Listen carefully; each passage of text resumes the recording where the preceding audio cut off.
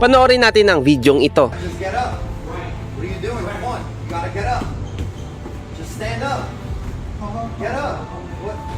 I'm trying to get up. I'm literally trying to get up. I don't know. May kita natin sa video na may taong nahihirapan sa buhay at ang isang tao na nakakita sa kanya ay sinasabihan siyang lumaban siya sa buhay. Get up! Malaking bagay na masabi natin ang katotohanan sa ibang tao para malaman nila ang kanilang dapat na gawin. Ngunit kung ating nasabi na ang mga katotohanan at makita pa rin natin ang kanilang buhay na nahihirapan, kailangan na natin silang tulungan hindi labang sa aspeto ng mga salita. Sinasabi sa Hebreo chapter 13 verse 16, datapwat ang paggawa ng mabuti at pag-abuloy ay huwag ninyong kalimutan, sapagkat sa mga gayong hain ang Diyos ay totoong nalulugod. Kung saan inuutusan din tayo ng Diyos na tulungan ng mga taong nahihirapan at hindi lamang sabihan ng katotohanan. Kadalasan sa mga pinapaabot ng Panginoon, marahil alam nila ang hirap ng buhay at alam nila ang katotohanan para malagpasan ito. Ngunit hindi nila madalas alam paano gawin ang katotohanan na makapaglalagpas sa kanila sa anumang problema ng buhay na ito. Dito papasok ang mga ambasador ng Diyos, kung saan inire-represent natin ng Diyos sa buhay nila upang matulungan sila bilang mga taong unang nakareceive ng tulong na galing sa Diyos.